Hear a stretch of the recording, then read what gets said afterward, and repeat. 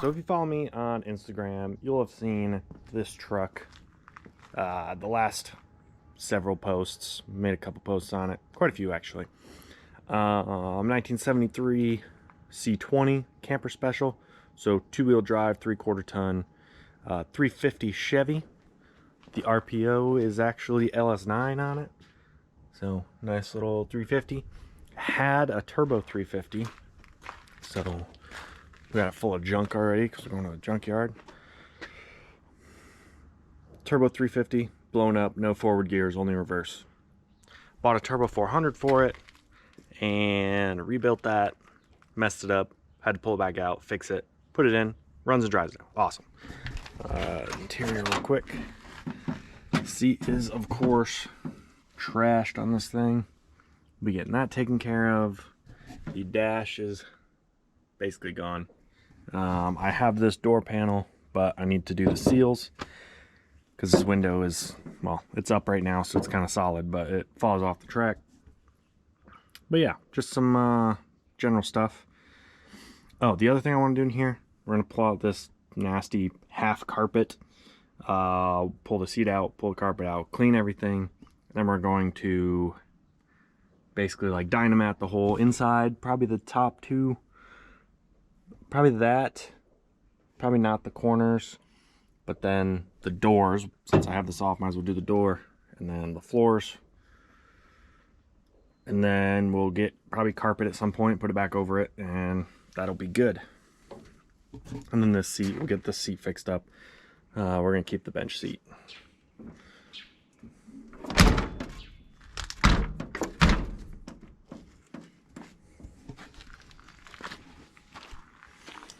But today, new battery that was sitting in it, just messed up.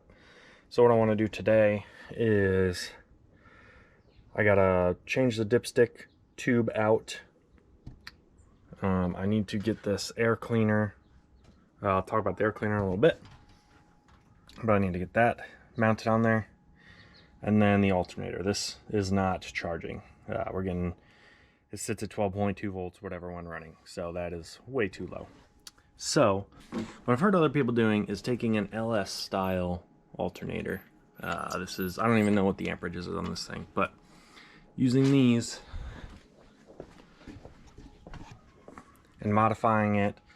Apparently the pulley will swap over, and you know, just a couple little spacers and brackets and stuff, and we can have that alternator on there. This is like a 60 amp alternator, which is really small for what I want to be able to do with this truck. I want to be able to take this to the track, towing the Miata, and have a power inverter on it, run small hand tools, battery chargers, you know, the works. So yeah, we're gonna get this alternator off and see if we can make the other one work. All right, got the alternator out. So this is the one out of the truck. This is the one off the Miata there. I don't know, it's off an SUV, another newer Silverado or something, I don't know. If you look, these are pretty much the same width. So we'll take this bracket off, this bracket here, the spacer, and then swap the pulleys over and see how that goes. All right, got the pulley swapped over. It's a straightforward swap. There's a spacer. Literally just, you take the nut off.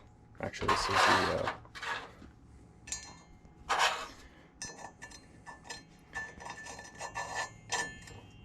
nut, and then the lock washer comes off, and then the pulley, and then there's a spacer behind the pulley that's, you know, about that thickness right there. You can kind of see where the rust starts and stops, and then it goes to like, yeah, more aluminum corrosion. So that spacer is just behind this pulley. Put the pulley on, and then this is the washer and nut off the Vortec LS, whatever you want to call it, and tighten on there. Just got to do the bracket. This bracket's not going to bolt, so this has a second bolt right here that holds this in place, so that's not going to do anything. So this is just going to kind of hang off. So it's going to be kind of tricky to get it lined up in there, but we'll try. All right. So bottom bolt, alternator, spacer. Looks like it's going to line up perfectly. Basically, this alternator a little smaller, so that bolt right there, the top bolt doesn't quite reach the slot, and it's going to be like, oh, it's so bright out. Let's see if we can get this to adjust. There we go.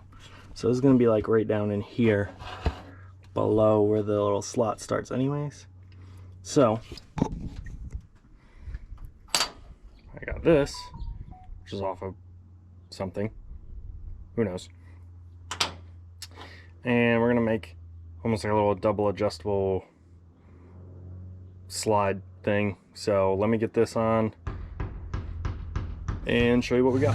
All right, got it running, got it hooked up, got a temporary signal wire on there. See, it's all spinning. Okay, give it the signal.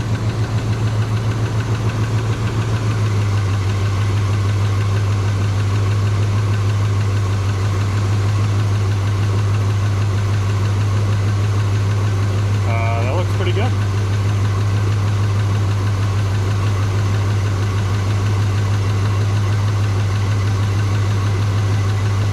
A little bit of load on it.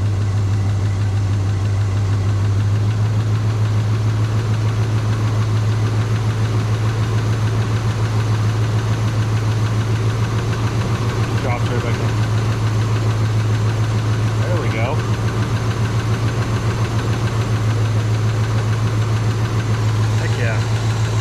Alright, so that's pretty successful. Let's see if I can show you here my little double. Kind of see it right there. Little double adjuster.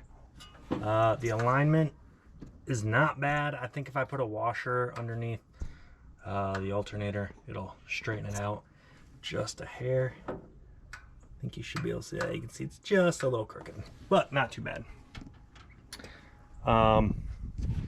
This has 4 wires. This is just hooked up to pin B, which is the second one from the top. Just go ahead and move that. And all this has is a light bulb in it as a load. From my understanding, you have the voltage from the battery going to pin B, and when it sees a voltage drop, it knows to start charging. If you just put a wire, I don't think it'll work. A lot of people use a resistor. Yeah, so I have a plug, I think, on a wiring harness that I can use for that.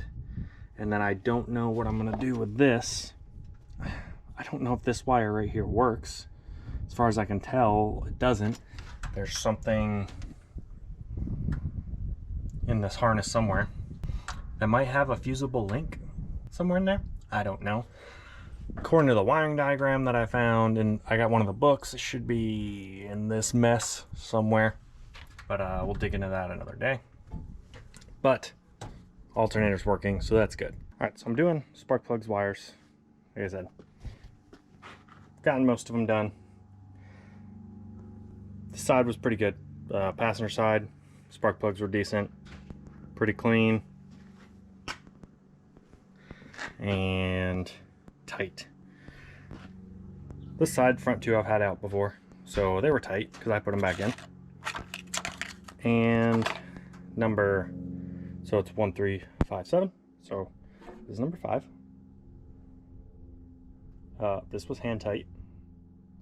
That's why it's covered in dirt and crap, because basically just pushing oil and stuff past the threads. And then this one, I'm hoping I'll be able to see it. Maybe.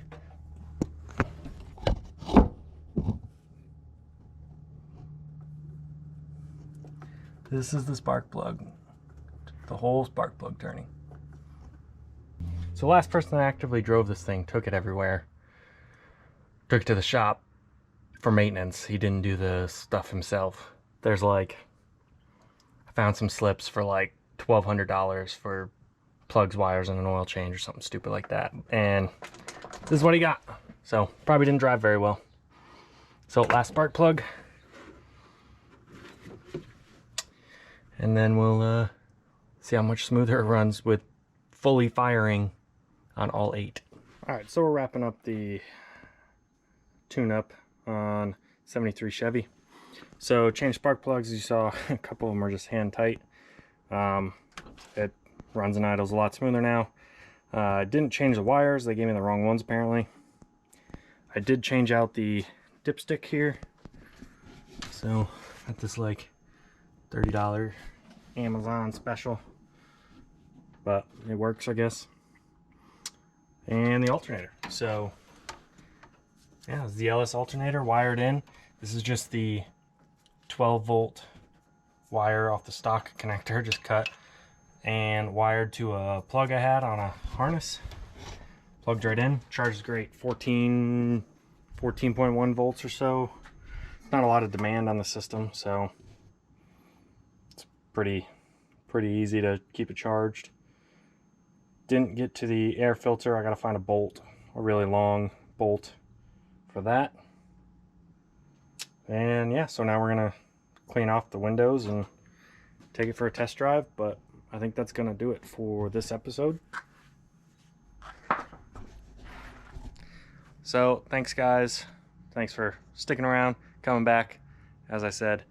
And yeah, plenty more videos on this thing, more videos coming on the Miata and on the Caprice. So thanks for watching. Till next time, just keep building.